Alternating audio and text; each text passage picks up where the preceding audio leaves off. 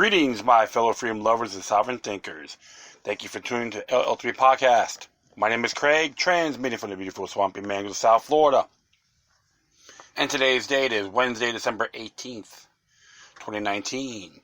To all you kiddies out there, Hanukkah is around the corner and Christmas is next week.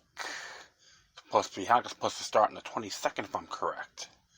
So, wish everyone both those holidays to those beautiful individuals out there. And there's the ones that honor it to the fullest. Yeah, so, watching some of that impeachment hearing, it was very laughable. And of course, Congressman Ted Deutsch was presented nothing more than abrogating rhetoric. Many individuals know I am not a Trump worshiper, but when it comes to a bill of attainder, it is null and void, but they assume it's valid. All claim to be constitutionalist. Hypocrisy to the core. All you gotta do, folks, is look at their track record.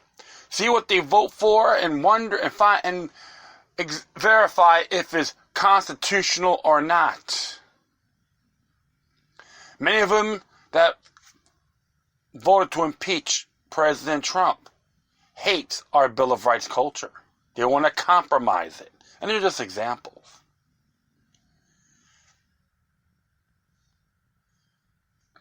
If you compromise, if you're against one amendment in the U.S. Constitution or the Bill of Rights, you hate them all. No exceptions. This dog and pony show is just another example of what's going on in the geopolitical world. Mao havoc. All you gotta do is a little reading, do a little homework. You'd be surprised. Stuff is going around the world. Even Australia has some big disputes as well in areas of Africa. It's getting too obvious, folks, and you know what? It's all going to backfire when you least expect it. It looks like two of the people in Congress who vote, or from the House of Representatives or Democrats, voted against impeachment because they all know it's a deception to the core.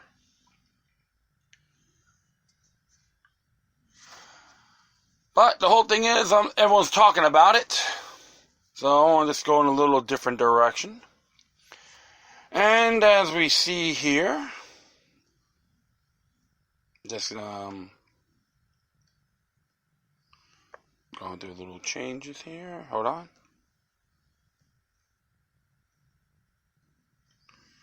Okay, cool. So we'll just start off here with Gerald Celente. And hope he got it. Yeah. Here's what he had to say today on King World News. Gerald Celente, what is unfolding right now is truly shocking about the great economy, right? Today's top trend forecaster in the world said what's unfolding right now is truly shocking. U.S. short-term highs, long-term lows. Gerald Celente, despite warning signs of global economic slowdown, Wall Street's on a high. S&P 500 is up 27.3% this year. It's the biggest annual gain since 2013. The Dow up 21% and NASDAQ 32.8%. But for next year, the word on the street is more growth but less robust. Average expectation for the S&P, however, is in the index will grow at far more modest 4.6%. JP Morgan sees the S&P up about 9% in 2020. Refinitiv, the analytics company, predicts 2020's earnings per share among S&P companies up from about 10% from last year. A year ago, Goldman Sachs called cash a competitive asset to stocks for the first time in years. Now it's joined JP Morgan at predicting a 3,400 S&P by 2020's end. But 2020 may hold the last cup from the punch bowl. Long-term forecasts sees returns on equity investments in the 2020s being as slim as recent ones have been fat. Glum forecasters point to the price-earning ratio is zoomed to 30, which is about twice its usual size, indicating that stocks may be grossly overvalued. Meanwhile, $11.6 trillion in bonds are showing a negative yield. The market's recent strength has been due in part to the Fed opening the floodgates of cheap money and flowed into equities even though fundamentals weren't strong. Fiat money, okay? What do you mean by cheap? But that only pulled future value into the present, as one analyst put it. Andrew Morgan, a chief investment strategist at J.P. Morgan, forecasts the 2020s to be an abnormally low return decade.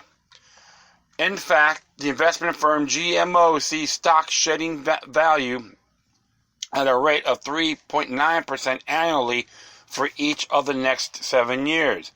Double speak of inflation. The wheels of PR machine are spinning at high velocity as the spokespeople for powerful financial institutions stumble over themselves as they take one contradictory comment after another. In its last meeting of 2019, the U.S. Federal Reserve left the interest rates between 1.5% and 1.75%, signaling that no further change will be necessary through the end of next year, but maybe at the end of 2021 and 2022. Because the decision was unanimous, the business press took it as both an definite and positive sign, despite an admitted lack of financial vision into the future.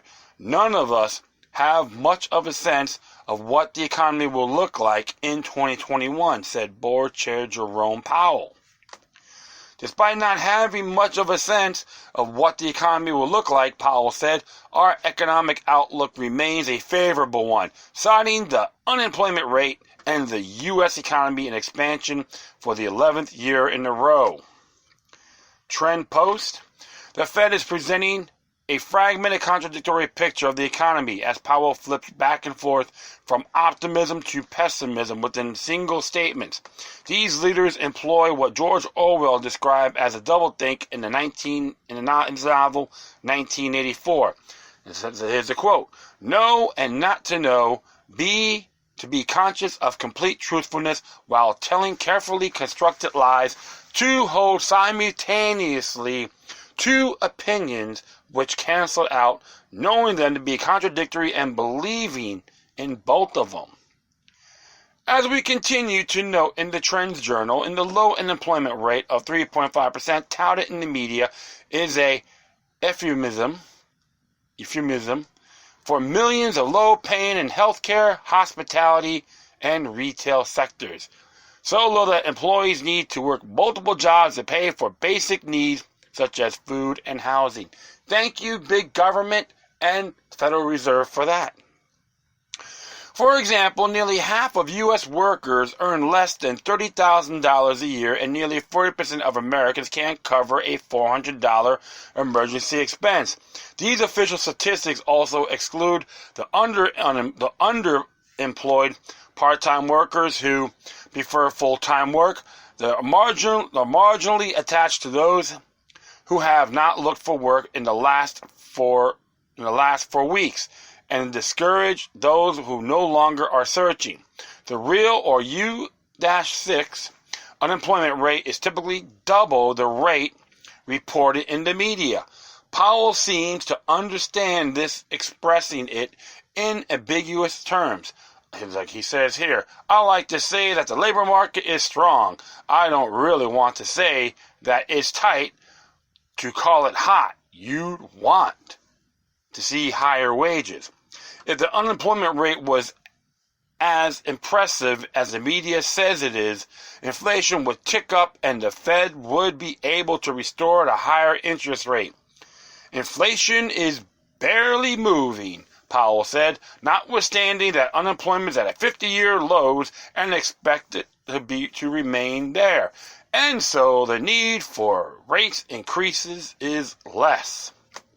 Instead of acknowledging that something isn't right, Powell said. This is what Powell said here. We've learned that unemployment can remain at quite low levels for an extended period of time without unwanted upward pressure on inflation. Right? You can thank globalism for that too, folks. The World Bank, the IMF, they are so beautiful. The Fed job. The Federal Reserve maintains it has two main tasks: to maximize employment and to keep inflation at around 2%, its current target. One monetary policy option is raising and lowered interest rates as discussed. So far, the fiscal operations have not raised U.S. inflation with the exception of healthcare, housing, education, taxes, etc. The repo world. Since this overnight repo rate spiked in mid-September, we have been detailing in the Trends Journal the amount of cash the U.S. Central Bank has injected into the repo market since 17th of September. Since that time, the Fed reported its balance sheet has risen to $4.07 trillion as of yesterday from $3.8 trillion in September. On the 12th of December, the New York Fed announced that 2-week term repo operations will provide twice weekly, 4 of which span year-end, and another longer maturity term repo operation that also spans year-end to totaling at least $50 billion. In addition to the $360 billion of liquidity, the Fed is pumping into markets by buying back $60 billion a month in treasury bills. Yeah, so we're getting screwed, baby. Woo! Thursday, the New York Fed announced they'll be injecting another $2.93 trillion between 16th of September and January 14th into Wall Street trading houses, primary dealers. Yet, at the very last Fed meeting, Fed Chair Powell proclaimed, "Our operations have gone well so far. Pressures in money markets over recent weeks have been subdued. We stand ready to adjust the details of our operations as necessary to keep the federal fund rate in the target range." Publisher's note. Nightly interbank loans help make the U.S. financial system hum, and they go on uninterrupted for years without media attention. The overnight borrowing and lending helps ensure that banks have enough liquidity for their daily operations and to earn interest on any reserves. Reserves are generally restricted to a certain amount as determined by the Fed. Some loans are uncollateralized, that is, based solely on credit rating, and operate between banks only. These are called Fed funds. The type of other loans called repurchases agreements or repos are collateralized and can involve another financial institution, not just banks. Quantitative easing, or QE, occurs when the Federal Reserve intervenes in these routine operations by flooding the banks and financial markets with cheaper money. In essence, they are providing banks with an excess of reserves. In 2008, before the financial crisis, the excess reserves of banks were close to zero. After 3 rounds of QE, they jumped as high as $2.5 trillion. The monetary sharp increase in repo rates indicates that the reserves are back to zero, suggesting that QE efforts have finished out their life cycle and will no longer be as effective in stabilizing markets. Fake inflation. The Federal Reserve uses the core personal consumption expenditures PCE index to understand inflation. The PCE, which measures rises in prices for U.S. household consumption, absent food and energy costs, dropped from 1.8% to 1.6% this year. Analysts predict inflation will remain under this target level for at least 5 years. If you ask the average American, there's plenty of inflation going around. National per capita health expenditure in the U.S. jumped from $11,121 in 2018 to around $11,559 in 2019, a 4% increase in a single year. These numbers are among the highest in the world, and they are a radical departure from the annual $161 per capita in 1960. Housing costs are also increasing at a rate of 5.4% per year as the storage of affordable housing continues to intensify. Almost 31.5% of American households, about 38 million, pay more than 30% of their income on housing. More than 30% is considered a severe cost burden. The Fed, however, looks at the core PCE number as the marker of inflation. More important question heading to into 2020. So this other stuff is in here. So all about the markets.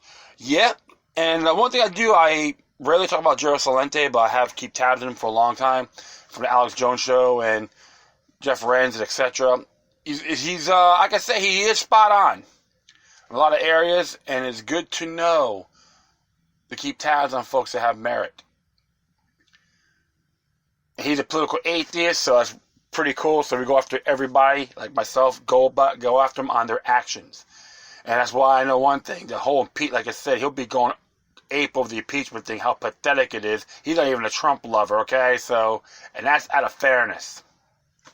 But one of the areas we got to start looking at, friends, invest in money, metals, gold, silver, platinum, okay?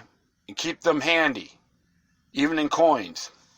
Because stuff is happening too, like South Carolina right now is supposed to do have a bill on the floor pertaining to using gold and silver coins as money, which is fantastic. And based on that, the states can do that under Article 1, Section 10. As long as gold and silver coins, it's legit. So you should let all your people, and the states should let them know about these things, because it is essential. Because the bottom line is, Federal Reserve is unconstitutional. And you always got to watch out for these parasitic figureheads in government, because they love jacking people's taxes. And it's a lot of, like property tax, for example, and a lot of the, according to the state constitution, including Florida, is null and void. Article 1, Section 2 on the Florida Constitution called Basic Rights. There's plenty of other places that have basic rights. All you got to do is look into that and challenge them. Step by step, you got to and share that information with everybody else. So you got to prepare yourselves, friends. You can't take this for granted. Okay, the material things, who cares? They're wants, not needs. And I enjoy beautiful stuff as well, but mainly I don't really need them. But especially ones with families, that's the big concern, because what you're seeing right now is all this debacle, including what you're seeing right here with the money situation. It's very, extremely treacherous. So, let's just see here. Hopefully I got everything under control.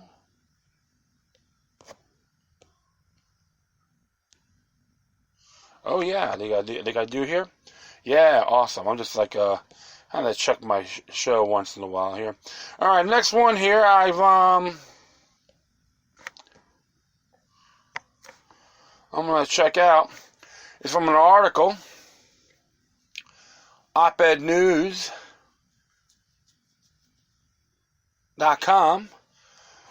This one here is by Juan Cole. It says, Israeli blockade of Gaza causing contaminated water, 25% of illness and 12% of infant deaths. And this is what they says here. A beer by May writes at Al Jazeera in English because of the Israeli blockade on Gaza, equipment for water purification has not been imported, and 97% of the strips in water is now polluted. Gaza has a population of about 2 million, equivalent to that of the entire state of Nebraska. Only is Nebraska behind barbed wire, a large concentration camp imposed by Israel. Most of the problems came from the Israeli blockade, but in a 1-2 punch, rising Mediterranean sea levels from climate emergency are contributing to the salinization of the Strip's aquifer. So sometimes the building may sink, progress, and all that. So I'll just leave it at that. It's only local sources of drinking water.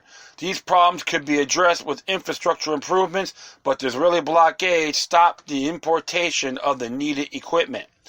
A quarter of illnesses are now because of bad water, and by 2014, 12% of children's deaths were attributed to unhealthy drinking water, with the likelihood is that percentage is now much higher. Heritage, which is a left-wing newspaper in Israel, or progressive you want to call it, notes that Palestinians in Gaza spend 33% of their merger income on water, compared to 7% or 0.7% to the rest of the world. In the rest of the world, over half of Palestinians in Gaza are unemployed because of the Israeli blockade. This blockade is strongly supported by Trump, Pompeo at State, Esper at Defense, and by almost all of 535 people in Congress. That is, they support war crimes and poisoning off 12% of the Palestinian children in Gaza. So it's funny. I'm glad this has been being addressed, because when you hear all these clowns in Congress call themselves constitutionalists and they support this madness, they're just liars. Plain and simple. Including Congressman Ted Deutsch. So, and all you Deutsch supporters, you can tell them I said so. I don't give a damn. I'm in his district, so you know what? I can call him out any damn time. Damn well as I please. And I am digressing, so forgive me there. And here, rates of diarrhea in children have spiked in the past couple of years, and there is an increase in not only gastrointestinal disease, but also diseases of the kidneys. Cases of blue baby syndrome have also increased. Along the material, Israel has refused to allow in our water pumps and their components, along with the components for water purification. Shara Effin, Jordan R. Fishbach, Elana Blum, Rauzian L. Kornernev, and Melinda Moore write at Rand Quarterly at the website of the National Institute of Health at Gaza's. It says here, quote, its dual water crisis combines a shortage of potable water for drinking, cooking, and hygiene with the lack of wastewater sanitation. As a result, over 108,000 cubic meters of the untreated sewage flow daily from Gaza into the Mediterranean Sea, creating an extreme public health hazard in Gaza, Israel, and Egypt. So you got three nations are suffering, including the Israeli people and the Egyptians as well. So it's not so everyone's getting screwed, but the Israeli government don't care. So I will continue on here. While these problems are not new, rapidly deteriorating infrastructure, strict limitations on the import of construction materials and water pumps, and a diminished and unreliable energy supply have accelerated the water crisis and exacerbate the water-related health risks. They add the main source of water is aquifers being depleted and its quality diminished by seawater intrusion, wastewater seepage, and agricultural runoff.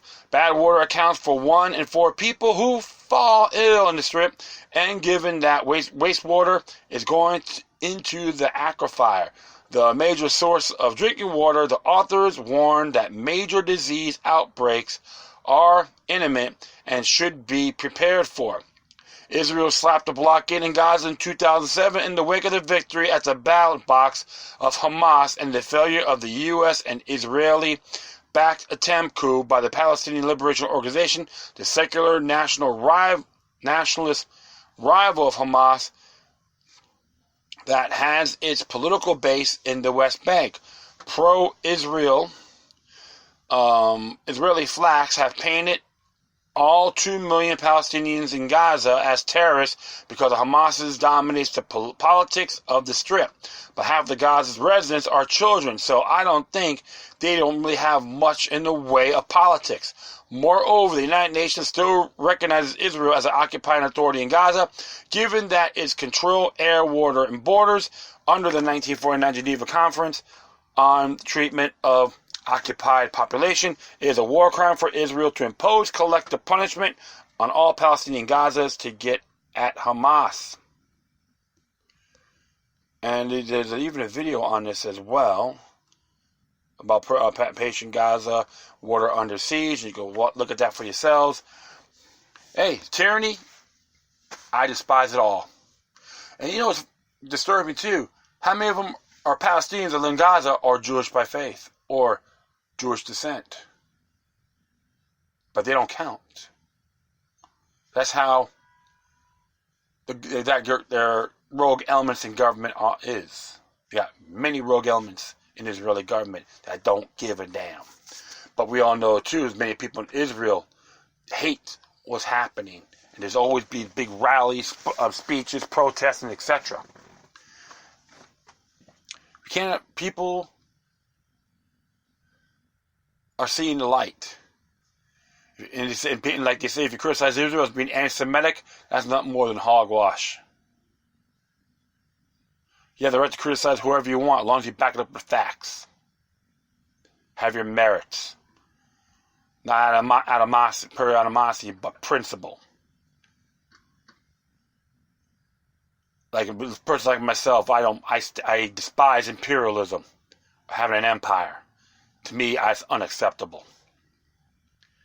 The folks in Gaza have the right to live like everybody else. Natural born right to protect their families too. And that's a fact. And these propaganda machines, because it's very disturbing for sure. So, alright, so the next one here I'm going to be talking about. Perfect. It's from the Telegraph.uk, and I got this actually from David Icke. It came out let me see when that came out. Gotta look at that. Let me see here. Yeah, one moment, folks. Let me see what's going on here. Alright. Yeah, this just came from the Telegraph. This came out. Oh, it came out. Okay, came out today. Nice. It says here, U.S. election 2012, Mitt Romney fortune built with help from Robert Maxwell and Jack Lyons. Robert Maxwell and Jack Lyons, two of the most notorious figures in British corporate history, helped Mitt Romney build his $250 million fortune. It can be disclosed. So, there you go. And this is interesting here, you know. Let's see what they have to say here. Maxwell, the late owner of Mirror newspapers, invested $2 million in Mr. Romney's first private equity fund, which launched the controversial career in finance that the Republican presidential challenger, now senator, cites as proof that the ability to lead the U.S. to prosperity. He was recruited by Lyons, a late colleague of Mr. Romney, at Bain and Company, as one of the Guinness Four who were convicted in 1990 over the infamous share trading fraud at the drinks firm. Lyons and his family invested almost $3 million in Mr. Romney's fund.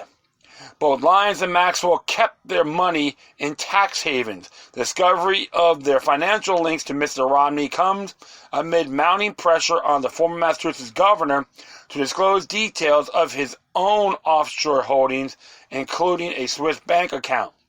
Amid an onslaught of attacks from Barack Obama, Mr. Romney had repeatedly refused to release tax returns predating 2010. Well, you can say as a private citizen, he has that right, but we all know Mr. Romney's corrupt as well. Related articles, Mr. Obama's campaign claimed the document may show that Mr. Romney profited from the destruction of companies brought by his private equity firm or paid even less than his current 15% tax rate. Thanks to his foreign accounts. Disclosure of the Lyons-Maxwell links also shed light on one of the worst periods in the history of Bain, where Mr. Romney was a senior manager consultant. His London office was ensnared in the Guinness scandal after being paid millions of pounds in fees for advising the drinks company.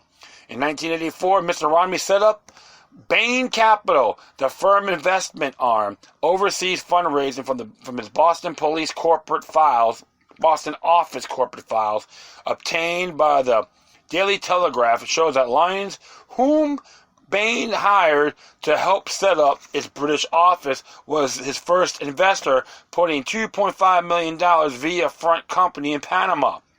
Colleagues from the Times said the interviews with the Daily Telegraph that the unlaminated Lyons, the Yorkshire-born retail magnate and close ally of then Prime Minister Margaret Thatcher, also reported back to Boston that he signed up Maxwell, a friend at fellow city giant. Jack took an interest in Bain almost as if we were his sons, said one Bain executive based in London at the time. He wanted us to succeed in the UK, and he introduced us to a lot of people. I remember attending a luncheon in London with Robert Maxwell. Maxwell, an avowed socialist, invested through his British print firm, which was ultimately controlled by his secretive foundation in the tax haven of Liechtenstein. Lyons' nephew, Graham, and the trust in his name invested a further $225,000. Graham Lyons, now a barrister in London's, declined to discuss Mr. Romney's funds, adding, "I am not in finance," he referred queries to Lyons' son, Jonathan, who did not respond. The sting of Bain partners invested about $12 million of their own money, Mr. Romney putting up at least $160,000. Millions came from investors in other tax havens, including the Bahamas and Switzerland, and the powerful families from El Salvador, some of whom were later linked to right-wing death squads responsible for murders in their country's civil war. The $37 billion fund was a great success, funding, among others, the global expansion of Staples. I'm sorry, the stationers. All right. According to the prospectus, it yielded an average return of 173% a year on stakes in 21 firms, making millions of profits for its investors. Every couple of years, I would get a check. One recalled, it was always a lot more than I had put into it. One Bain executive said, Bain Capital is now a multi-million-dollar fund and has made Mitt Romney very wealthy. Maxwell died in suspicious circumstances in 1991 at the age of 68. He emerged. He had plundered hundreds of millions of pounds from employee pension funds to plug holes in company finances, prompting a partial bailout by British taxpayers. He had sold his British print firm at a vast profit. Its later owners did not respond to questions about what happened to the Bain Capital stake. Meanwhile, Lyons found himself at the center of the scandal at Guinness, which had paid Bain billions to help rescue its fortune. The deal approved in partners in Boston, such as Mr. Romney.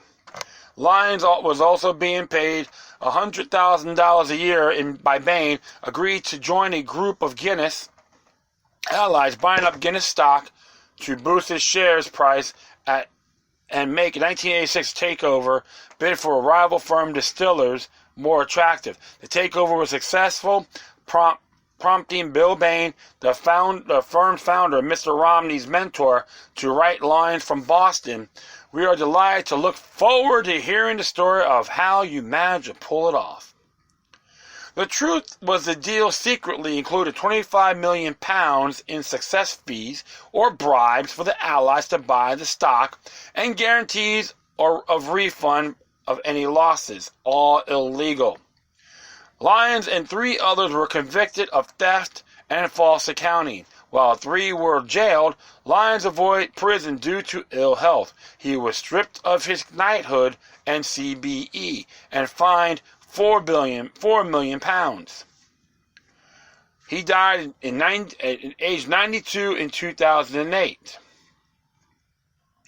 There is no suggestion that Mr. Romney, not any of the partners in Boston, had any knowledge of the wrongdoing. A Bain colleague in London described the period as traumatic. Mr. Romney avoided the fallout by focusing on Bain Capital. And it says here, quote, Mitt was just another partner watching things unfold, said the colleague. Another British former colleague described him as bloodless, he added.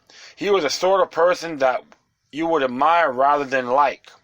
And I think that continues to bedevil his political career. Oh, well, you know what I got to say about Mitt Romney. That was Barack Obama's twin brother, property of Goldman Sachs. But I like this. This is great because I know a lot of people who live in Massachusetts, they just can't stand that man. And even when he ran for president, when he tried to run for president twice, we call him flip-flop Mitt Romney, okay? So this is how, this man is so ludicrous. And he's a senator of Utah? Give me a break. Really dawns on me at times.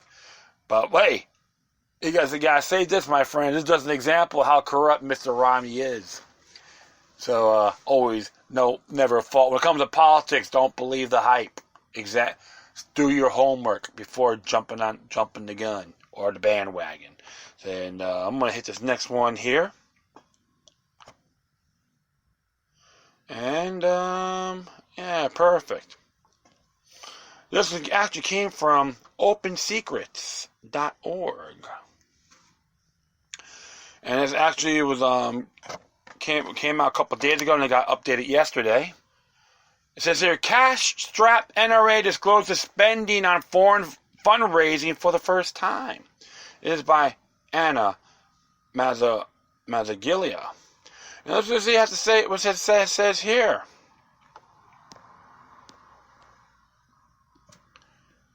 See what it has to say here. Yeah, there you go. Let me see. Yeah, let me just check this out. Nah. Okay, cool. I'm just trying to see how to make things a bit bigger here, but I can manage. Yeah, the National Rifle Association disclosed spending on foreign fundraising for the first time in the gun rights group's history, as it faced multi-million-dollar shortfall of for a third consecutive year. New tax returns reveal. Despite that foreign fundraising, federal government grants, and millions of dollars siphoned from its charities, the NRA spent more than it brought in last year. The tax filing unearths details of the NRA finances and mid-mounting scandals during the first election cycle in recent history where gun control groups outspent their pro-gun counterpart. And I'm going to continue on here.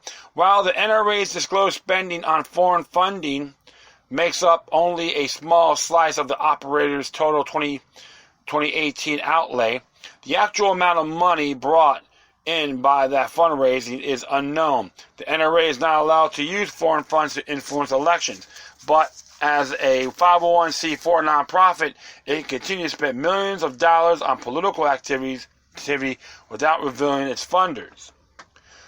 how much foreign money it takes in or what that money was spent on. Some funding information can be extracted from the NRA sponsorship program memberships and other public records. Many of the NRA's biggest disclosed allies and corporate funders stem from outside the U.S. Austria's Glock, Italy's Beretta, and Germany's Sig Sauer,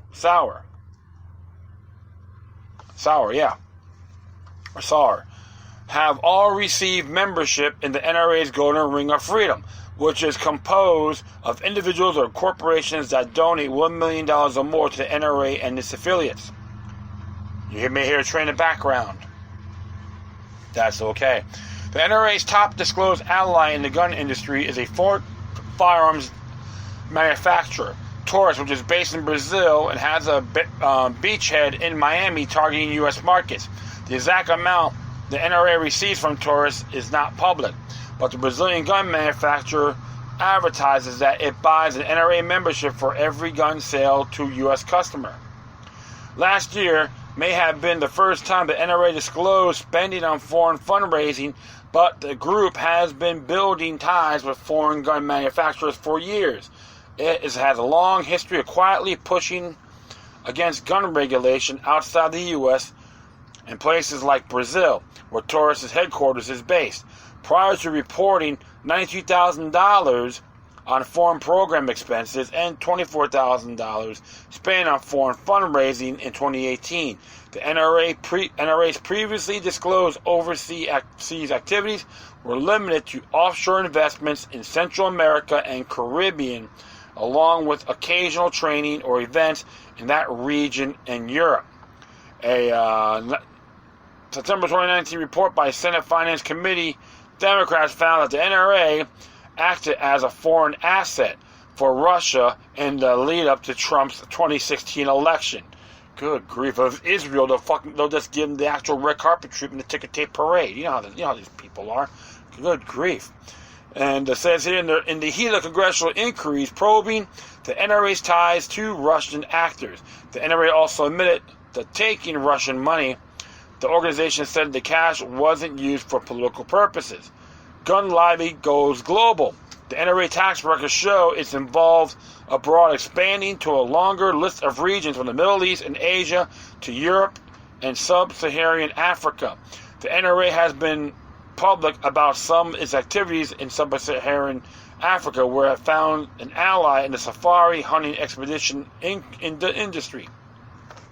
The NRA-supported foreign hunts have recently attracted controversies, such as elephant hunting expedition in Zimbabwe that coincided with the Trump administration overturning the Obama-era ban on importing hunted elephant carcasses. Donald Trump Jr. also came under fire after ProPublica reported that he killed an endangered Argali sheep during a hunting trip to Mongolia, purchased an NRA charity auction. The Mongolian government retroactively granted the younger Trump permits after the killing took place. His spokesperson said the trip was purely personal expedition, though it was supported by U.S. government and Mongolian government resources, including security details. The NRA website and publications feature multiple points describing the lures of Argali hunting. One passed from the same month as Trump Jr.'s Mongolian hunting trip touts the primary reason for sportsmen and women travel to Gobi to hunt gobi, ibex, and argali. The NRA's 2018 function catalog includes a Mongolian safari through the state company. An auction catalog from Dallas Safari Club, a nonprofit, promotes hunting and works closely with the NRA. Explicitly mention the Mongolian expedition may be upgraded to include hunting and endangered sheep. Shortly after Trump Jr. reportedly brought the Mongolian hunting trip in 2015, he was a guest speaker at the Dallas Safari Club fundraiser. Interesting there. NRA drains charities, pays for PAC, which is Political Actions Committee. For the NRA, charity begins at home. The NRA, which is set up as a 501c4 social welfare nonprofit, rakes in money from its charitable affiliates while footing bills for its PAC with no sign of reimbursement. Although affiliate charities reimburse the NRA millions of dollars for various expenses, federal campaign finance records for the NRA's Political Victory Committee show no sign of reimbursements to the NRA. The NRA has disclosed reimbursements with other money from its charitable affiliates, draining more than $320 million from its charity over the past decade. The NRA Foundation, the NRA Special Contribution Fund, the NRA Civil Rights Defense Fund, and the NRA Freedom Action Foundation directed more than $31 million to the NRA in 2018 alone. The NRA raked in more money from its charitable affiliates in 2018 than any year other than 2016 in at least a decade. The NRA Foundation payments to the NRA's main lobbying arm label as reimbursements jumped to more than $17.4 million in 2018, the largest in that least a decade, and nearly three times the $60 million reported in reimbursements prior year. The NRA paid off $5 million loan from the NRA Foundation in early 2018, but secured another $5 million loan from the foundation shortly thereafter. On top, a $13.5 million grant and more than $17.4 million in reimbursements from the foundation. Man, it was like, did they get the money and just, So I'll say here, the NRA's audited financial statements, first flag for Citizens for Responsibility and Ethics in Washington, shows the NRA's reliance on and control over its foundation. They included admissions that the NRA is able to influence the foundation's operating and financial decisions, as well as the NRA having ongoing economic interest in the new assets of the foundation. The NRA is the foundation. Its foundation and other charitable arms take money from funders whose identities are kept hidden from the public under IRS rules. That makes it difficult to parse who is bankrolling the NRA's activities. I think that's why and how much they are giving, and even the true nature of the group's financial state going into the 2020 election cycle. And it's interesting. It looks like at the time President Ali North made some claims about these things, so like questioned a lot. And I'm not even crazy about the guy either, but it's like a little cloak and daggering going on here, infighting, right? Unlike the NRA's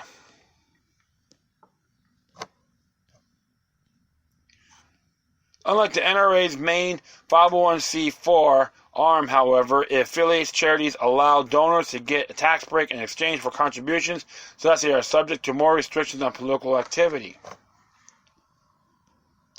The National Rifle Association Foundation fills its own coffers with fundraisers such as auctioning guns in schools and Friends of the NRA sponsorship programs.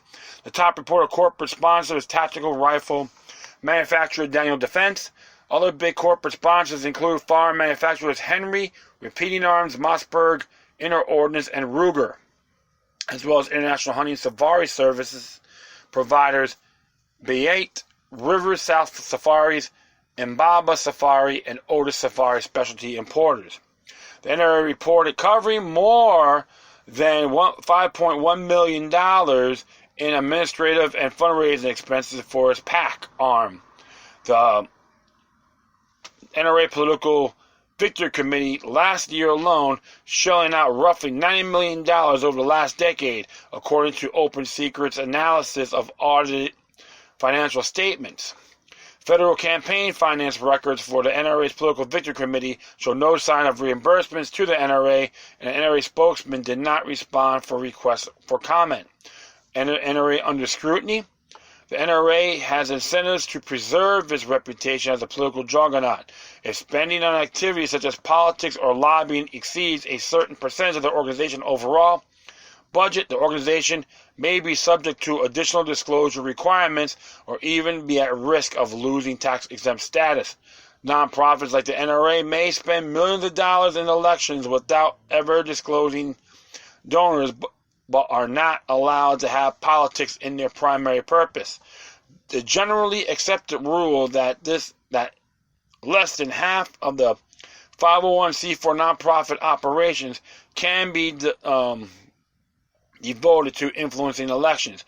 The percentage threshold is still allows large organizations like the NRA to spend tens of millions of dollars on elections without disclosing donors, so long as their budget is big enough to counter that spending with a little dark money alchemy.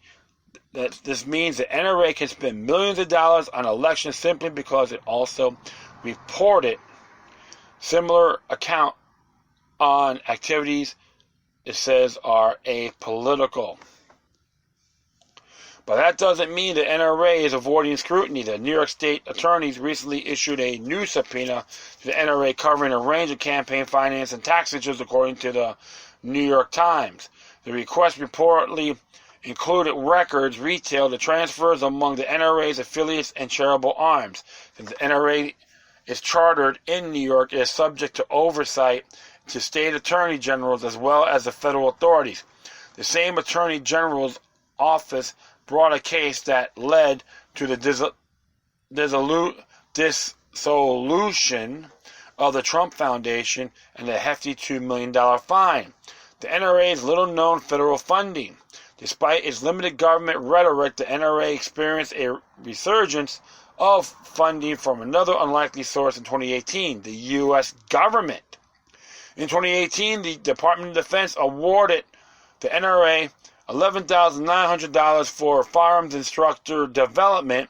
That August, Justice Department Drug Enforcement Agency spent more than $10,000 buying NRA tactical waterproof blankets for students attending a prep course for overseas assignments.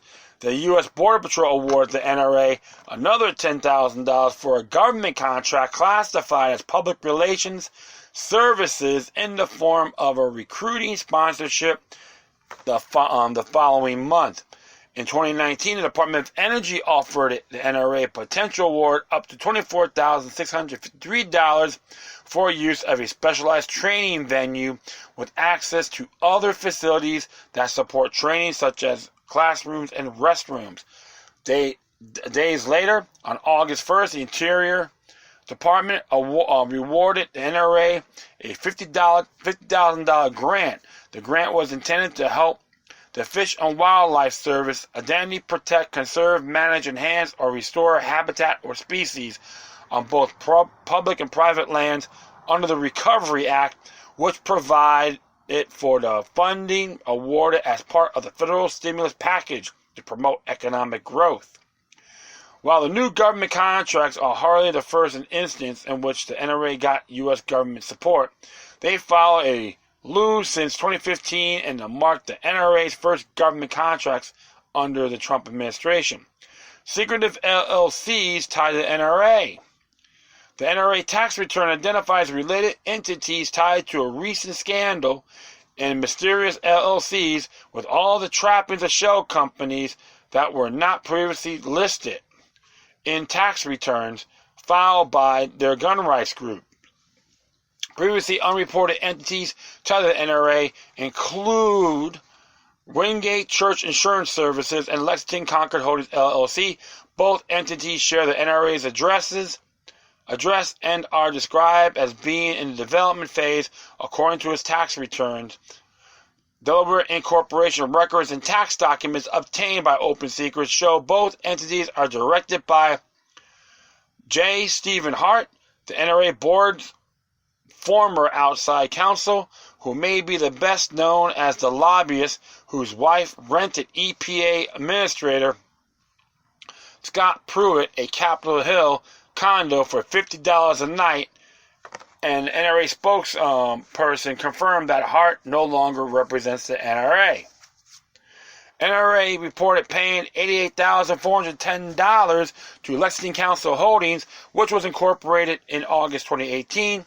Over the course of that year, the NRA's tax returns list as its direct controlling entity at 99% owner of WBB Investment LCC, a limited liability company tied to facilitating a failed deal for the purchase of a $10,000 square foot Texas mansion for LaPierre. The LLC was identified by ProPublica as a recipient of the $70,000 payment flag by the NRA accounts in a list of top concerns for the audit committee. The NRA accounts said that the payment was not properly documented and asked the audit committee to examine it due to suspicions such as vague description, noting the company didn't exist and the business address matched the home of an officer of the NRA's longtime public relations firm, Ackerman McQueen. Ackerman McQueen was the NRA's highest paid vendor in 2018, ranking in at least $38.3 million from the NRA last year alone. Ackerman McQueen's ongoing legal battle with the NRA has fueled scrutiny over the gun rights group's finance and activities. Interesting.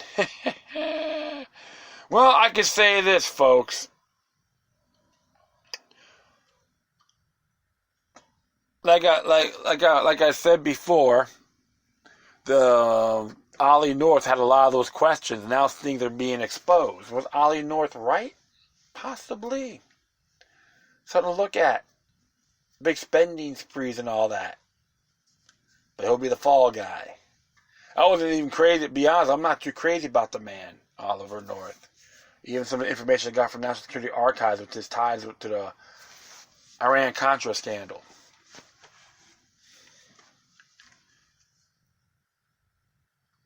But a lot of questions were asked back then.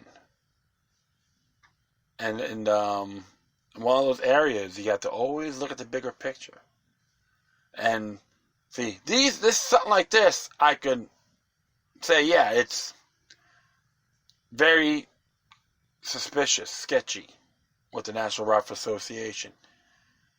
And sometimes in the past, they make compromises on one of their goals to protect and preserve the Second Amendment according to their bylaws. But when they made mistakes, they chose poorly. 1968 Gun Control Act, they voted on it. Charlton Heston admitted that was a mistake. May his soul be fur free. At least he admitted it. And the red flag laws, they claim they support it. That's called a bill of attainder. I did a show on it. You can look it up. Florida's Extreme Risk Protection Order is a bill of attainder. You can look that up in my show. All the links are there as well if you don't want to hear my voice. But remember, they're just an example, okay, on what's going on. The U.S. government is very good at that too. But to be very frank, I get a little turned off with the National Rifle Association on some of their endorsements and all that good stuff. When they endorsed Mitt Romney in 2012, I just say forget about them. Which is a shame because a lot of good people I know are NRA members. But they see things as well, and that's why they need to really look into it. Probably run for office. Keep them on their toes. Write letters to these individuals. Do petitions within the membership. And it's legit. It can be done. We'll just have to see how far this baby goes. Very disappointing for people who are pro-self-defense groups. That's why now you got organizations like Gunners of America, which I am a proud lifetime owner of that institution. They've been consistent for a very long time, and always I want people who are vigilant dissidents. All right, they're the people I support. True ultimate mavericks. But you always gotta vote on your dollar. That's the old saying. Well, I'm going to do one more here. This came out, yesterday. Oops. Shoot. Oh.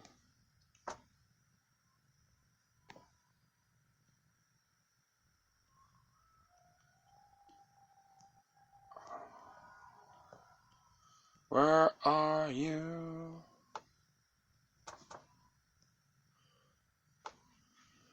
Alright, one moment here. I'm gonna... almost an hour. I'll be right back. I'll be real brief, so stay tuned. Alright, I'm gonna do one more here. It looks like another page I was gonna talk about from the 10th Amendment Center is just look it up, because it comes with firearm notification and all that, and states' rights. They've been very good in this area. Looks like Kansas is supposed to have the bill on the floor to say no to the Second Amendment Preservation Act. However, this is interesting here. This came from Mike Meharry. Came out today from 10thamendmentcenter.com. It says here, Trump administration spending money even faster than last year. This is what he has to say. Remember when President Trump promised to lower the national debt during the campaign? Remember when he said he can do it fairly quickly? Those were good times. Unfortunately, the reality has not matched up with the campaign rhetoric entering into Trump's fourth year. The national debt has ballooned to over $23 trillion, and the budget deficit are bigger than ever. As it turns out, you can't pay down the national debt, quickly or otherwise, when you keep spending billions of dollars every month. The federal budget deficit for November came in at $208.8 billion, according to the latest Treasury statement. That was 2% higher than the November 2018 deficit. Through the first 2 months of fiscal 2020, the deficit is nearly 12% higher than it was over the same period in fiscal 2019. The FY 2019 budget deficit came in just a hair under $1 trillion at $984 billion. That amount to 4.7% to GDP, the highest percentage since 2012. It was a fourth consecutive year in which the deficit increased as a percentage of GDP. The debt to GDP ratio is an estimate to have increased a hefty 26% over the last year. The Trump administration is on track for a deficit for over $1 trillion in this fiscal year. The federal government has only run deficits over $1 trillion for 4 times, all during the Great Recession. We're approaching that number today, despite what Trump keeps calling the greatest economy in American history. Spending is a problem. Trending receipts were up 9% last year, but Uncle Sam blew through $434 billion. This was 6% above the spending in November 2018. In just 2 months, the Trump administration spent $814 billion. There is no end in sight to spending. Congress and the Trump administration are currently putting the finishing touches on a $1.4 trillion spending deal that will almost certainly expand deficits further. And all these people claim to be constitutionalists, including zombified Nancy Pelosi. Look, folks, you gotta put your head, you gotta really think about this, okay? They're all claiming to be president claim unfit, but they don't even read the Constitution, not even fiscally responsible. Alright? This is how pathetic this impeachment is. Bunch of hypocrites, each and every one of them. And I will continue on. According to the Associated Press report, the deal fills the details of a bipartisan framework from July that delivered about $100 billion in agency spending increases over the coming 2 years instead of automatic spending cuts that would have sharply slashed both the Pentagon and domestic agencies. The bipartisan framework that Trump signed over the summer suspended the borrowing limit for 2 years and increased directionary spending from $1.32 trillion in fiscal year 2019 to $1.37 trillion to fiscal 2020. The deal then boosts spending again to $1.375 trillion the year after that. The spending plan Trump that signed increased both domestic and military outlays, and it appears the actual 2020 spending blueprint will come even higher than that summer agreement outlined. The national debt increased by $1.2 trillion in fiscal 2019, according to Treasury Department data, has since pushed above $23 trillion. To put that into perspective, just last February, national debt toppled $22 trillion. When President Trump took office in 2011, the debt was $19.95 trillion. That represented a $2.06 trillion increase in debt in just over 2 years. The borrowing pace continues to accelerate. The Treasury borrowed $800 billion in just 2 months between August 1st and October 6th. If you're wondering how the debt can grow by a larger number than the annual deficit, economist Mike Brandley explains here. It is important to note that the Republicans contribute to both House and the Senate when Congress passed a spending bill that authorized the last 2 years of massive deficit spending. If there was a time to cut spending, it was supposedly fiscally conservative. The GOP controlled the entire government. Congress bears a great deal of responsibility for Uncle Sam's fiscal malfeasance, but to do so, the president. His supporters need to quit making excuses, hold his feet to the fire, and insist that he deal with the debt. And he's absolutely correct. And you can look, there's a link for the whole Mike Brandley on annual deficit. You look it up for yourselves, folks. This is amazing stuff, you know. And Mike Meharry, he's very good at these areas. And this is why we hear, oh, we're constitutionalists. They're lying. They're giving you the greatest deception of the decade, or maybe of the century, 21st century. Congress is responsible, including Nancy Pelosi, Ted Deutsch, doesn't matter, Democrat, Republican. They're all responsible for this. House supposed to hold the purse. They got the power to hold the purse. Article 1, Section 7 of the U.S. Constitution. You don't need a Senate to approve it.